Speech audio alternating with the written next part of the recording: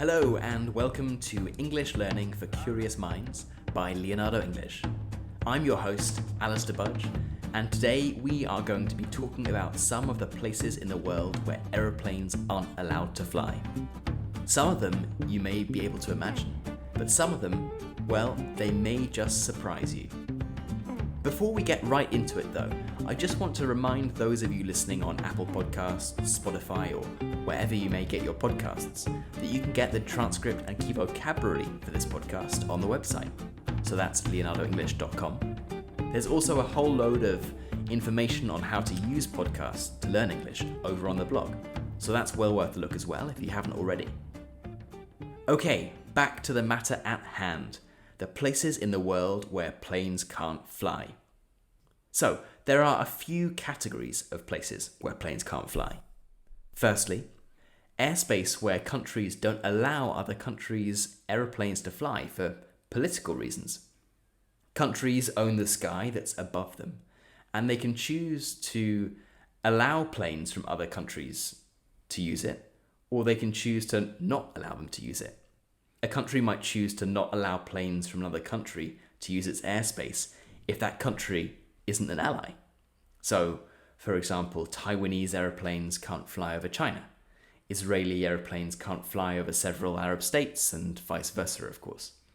Nowadays, there aren't actually that many countries which ban the use of their airspace to other countries. Also, not allowing planes to go into your airspace means losing out on revenue, because every time an aeroplane goes into the airspace of another country, that country charges a fee for it. But even 30 years ago, things were very different. Russia and China didn't allow Western aeroplanes to use their airspace, meaning that planes from Europe wanting to go east, for example, would need to make a big detour to avoid airspace belonging to the vast Soviet Union and China. For example, a flight from London to Tokyo. And remember that the Japanese economy was booming in the 80s, so this was a very desirable route. So a flight from London to Tokyo would have to go from London to Greenland, then over Alaska, and then come down to Tokyo. If you can imagine a world map or a globe, that's really not a direct route. Now, of course, they just fly over Russia and China. So that's one reason. Secondly, there is the category of places that are considered dangerous for commercial planes to fly over for geographical reasons. One you might be familiar with, or at least could imagine, is Tibet. So Tibet is located on the lofty Tibetan plateau on the northern side of the Himalayas and is joint home to Mount Everest along with Nepal. Now, why can't planes fly over Tibet? Well, there are several reasons. Firstly, Tibet is very high, with an average elevation of almost 5,000 meters. And if you think Mount Everest is 8.8 thousand meters, then that really gives you an idea of quite how high Tibet is.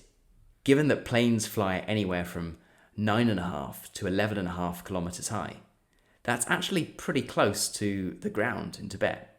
There isn't just the risk that you're close to the top of the mountains, but also the risk that if anything goes wrong, well, you'd be in trouble for a few reasons. Firstly, oxygen. Aeroplanes do of course have oxygen masks, but these only have enough oxygen for 15 to 20 minutes. There's a regulation that requires airline operators to be able to descend to around 3,000 meters to ensure that passengers have enough oxygen. And given that the average height of the ground in Tibet is 5,000 meters, well, going down to 3,000 meters is a bit of a problem. Secondly, if anything goes wrong and a plane is required to make an emergency landing, well, that's not very easy in the Himalayas. So that's why no planes are allowed to fly over Tibet. There are a few other reasons. So installing and maintaining a radar network in Tibet would be incredibly expensive, and so China just doesn't do it in the Himalayas. If there's no radar network, then there's no way of guiding and supporting pilots, and so they just don't do it in the first place. I should point out that there are flights to Lhasa, which is the capital of Tibet. These will all fly from within China, and as Lhasa is on the eastern side of Tibet, these flights avoid most of the very mountainous region. In any case, you can't fly to Tibet from the west for many reasons that we could group together and say you might crash into the mountains and not be able to breathe, which seems, after all, pretty sensible. It's for similar reasons that you might think that commercial flights don't fly over Antarctica. However, there's another more practical reason, and it's actually an economic reason. It's that there just really isn't the demand for flights to go over Antarctica. If you take out a globe, you'll see that the only real practical flight would be from somewhere like the bottom of South America to Australia. But there just isn't enough demand to warrant the investment in radar stations and equipment to support these routes. So that's our second category, places where it's just not safe enough to fly over for natural geographical reasons. Reasons that are very sensible, such as you may crash into a mountain. Thirdly, there are those places where commercial airlines can't fly because the countries that own the airspace and own the ground underneath it aren't considered safe enough for passengers. What's called no-fly zones are implemented and then removed on a regular basis and subject to political events. Libya, for example, was subject to a no-fly zone in 2011 and then again in 2018 and 2019. Other areas that have been subject to no-fly zones include Iran, Mali, Yemen, North Korea, the list goes on. The reason that, from time to time of course, flying is prohibited over these areas is pretty simple. The possibility that the plane might be shot down, or that if it has to make an emergency landing, the passengers will not be given the warmest of welcomes when they land in that country.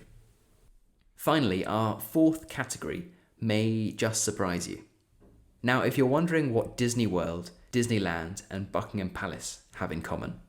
No, I'm not going to make any jokes here about the inhabitants, I'll leave that to your own imagination. Disney World, Disneyland and Buckingham Palace all have no-fly zones above them, meaning that no planes are allowed to travel, at whatever height. In the case of Disneyland and Disney World, it's ostensibly from a security perspective, as this came into place after the 9/11 terrorist attacks. However, other theme parks were a bit annoyed when this happened, as they used to fly adverts for their parks above Disneyland, Disney World. Now, of course, they can't.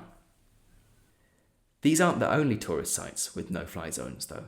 Machu Picchu in Peru has one, as does the Taj Mahal in India and the Parthenon in Greece. In fact, the entire city of Paris has one. So if you'd been in Paris, looked up at the sky while you were enjoying your vin rouge and camembert or coffee and croissant, and wondered where all the planes were, well, now you've got your answer.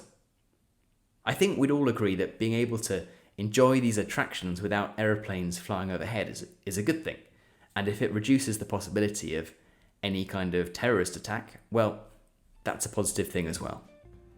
Okay, I hope this has been interesting. We've taken a good look at the places in the world where planes can't fly, and now you know what Disneyland, Disney World and Buckingham Palace all have in common. Stay tuned, as we've got another podcast in the pipeline about who owns the sky. I don't know about you, but I find this stuff pretty fascinating. As always, if you've enjoyed this podcast and want to get notified whenever we release a new one, then just hit that subscribe button. If you're looking for the key vocabulary and transcript for this podcast, you can grab those over on the website, which is leonardoenglish.com. As a final thought, please do consider taking 20 seconds out of your day and leaving a review. Each review helps people find out about the podcast, and the more people who listen, well, the better it'll get for everyone. It's been an absolute pleasure, and I'll catch you in the next episode. You've been listening to me, Alistair Budge, and this has been English Learning for Curious Minds by Leonardo English.